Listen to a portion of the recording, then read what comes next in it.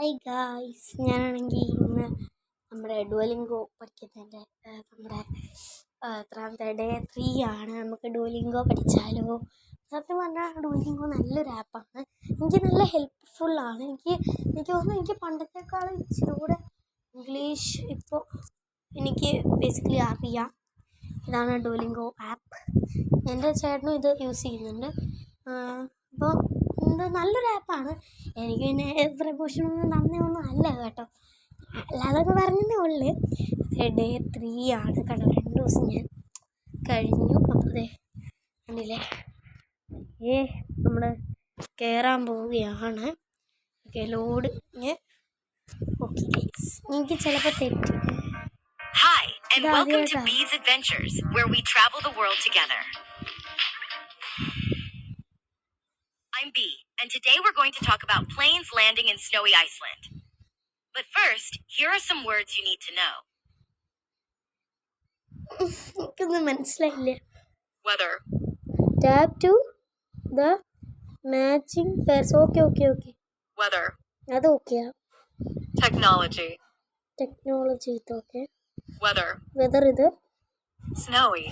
Snow ഇത്. Landing. Landing ഇത്. നമ്മൾ ജയിച്ചിട്ടുണ്ട്. പ്രശ്നം വേറൊന്നും. I visited Iceland last week. The snow was everywhere, and I wondered how planes land safely in such weather. I met Fred at the airport. He works there and knows all about landings in snow. In Iceland, snow is normal for travelers. We have special ways to make sure planes land safely every time. ഇതിനേക്കാളും നന്നായിട്ട് English അറിയാം. ചേട്ടനായിരുന്നു ഇതെല്ലാം set ചെയ്തത്. അപ്പോൾ എന്താണ് അതായത് ചേട്ടൻ ചെയ്തപ്പോൾ ഇത്തിരി എനിക്കൊന്നും അറിയത്തില്ലെന്നാണ് ചേട്ടൻ ഇത് ചെയ്തപ്പോൾ അടിച്ചു കൊടുത്തത്. അതുകൊണ്ടാണ് ഇത്രയും കുഞ്ഞു പിള്ളേരെ പഠിപ്പിക്കുന്ന പോലെ തന്നെ പഠിപ്പിക്കുന്നത്. ഓക്കെ, എന്താ planes land safely in slow. Very good. Fred told me that watching a plane land in snow is amazing. It looks so smooth, even in heavy snow. Our teams clear the runways all day. This makes it much safer for planes to land. This makes it much safer for planes to land. This makes it much safer for planes to land. This makes it much safer for planes to land. This makes it much safer for planes to land. Much. This makes it much safer for planes to land. എന്താണത്? This makes it much safer for planes to land. This makes it much safer for planes to land. അല്ലല്ല, sorry. This makes it much safer for planes to land. Okay. This makes it much safer for planes to land. 4. തെറ്റിപ്പോയി. I was so surprised. That must be so much work. And they do it even when the snow doesn't stop. We also use lights and technology. These help pilots see the landing area when there's snow everywhere. Fred says planes land safely without pilots in snowy conditions during summer storms. എനിക്ക് സത്യം പറഞ്ഞാൽ ഒന്നും മനസ്സിലായിട്ടില്ല.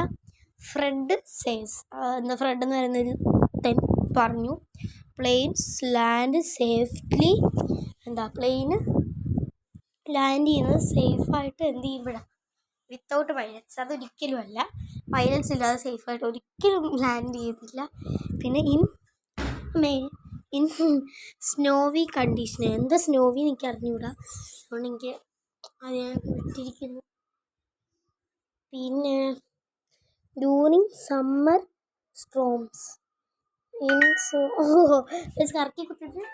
Pilots are trained for these landings. They practice landing in snow many times before flying here for the first time. They practice landing in snow many times before flying here for the first time. Flying ഉണ്ട്. They practice landing in snow many times before flying here for the first time. They practice landing in snow many times before flying here for the first time. They practice landing in snow many times before flying here for the first time. They practice landing in snow many times before flying. Yes. Imagine landing a plane in snow. That's way more exciting than just flying solo somewhere sunny. Iceland felt like a winter adventure. Watching planes land here was something I'll never forget.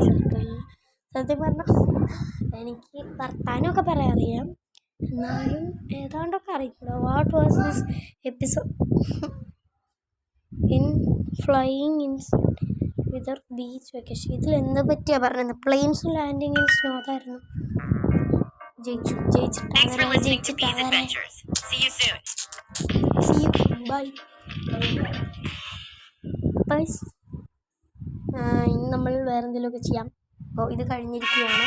അപ്പോൾ guys, ഞാൻ വേറൊരു കാര്യം കൂടെ ചെയ്യാമെന്ന് വിചാരിച്ചു. അത് വേറെ ഒന്നുമല്ല, നമ്മൾ എൻ്റെ യൂട്യൂബ് ചാനലിൽ കയറിയിട്ട് എനിക്ക് വന്ന കമൻറ്റിനൊക്കെ ഞാൻ റിപ്ലൈ, ഇൻസ്റ്റഗ്രാമിൽ യൂട്യൂബിൽ കയറിയിട്ട് എനിക്ക് വന്നിരിക്കുന്ന കമൻറ്റിനെല്ലാം ഞാൻ റിപ്ലൈ കൊടുക്കാനായിട്ടാണ് ഇന്ന് വന്നിരിക്കുന്നത്. അപ്പോൾ അതിന് നമ്മൾ യൂട്യൂബ് കയറിയിട്ടുണ്ടാവും. കയറി ദെൻ അപ്ലോഡ് ഫെയിൽഡ്. ഞാൻ എന്തോ അപ്ലോഡ് ചെയ്ത്, എന്തായിരുന്നു ഞാൻ അപ്ലോഡ് ചെയ്തത്? ഓക്കെ, ഞാനൊരു വീഡിയോ അപ്ലോഡ് ചെയ്തു, അത് ഫെയിലായിപ്പോയി. നെറ്റ് ഇച്ചിരി കമ്മിയാണ്, ഞാൻ അമ്മയുടെ ഊറ്റുമാണ്. അപ്പോൾ അമ്മയ്ക്ക് കോള് വന്നിരിക്കുകയാണ്. നെറ്റ് കമ്മിയാണ്. നമ്മളിപ്പോൾ എന്ത് ചെയ്യും? Say what will I do? ഇപ്പം എന്ത് ചെയ്യണമെന്ന് യാതൊരു ഐഡിയ ഇല്ല. നമുക്കിവിടെ വെച്ച് നിർത്താം. എന്നാൽ അടുത്തത് ഞാൻ വേറൊരു വീഡിയോ ആയിട്ട് ഇട്ടേക്കാം. ഓക്കെ, അപ്പോൾ ലൈക്ക്, ഷെയർ ആൻഡ് സബ്സ്ക്രൈബ്. അപ്പോൾ എല്ലാവരും ലൈക്ക്, ഷെയർ, സബ്സ്ക്രൈബ് ചെയ്യുക. പിന്നെ കമൻറ്റ് ചെയ്യാൻ മറക്കരുത് കേട്ടോ. അപ്പോൾ ബൈ.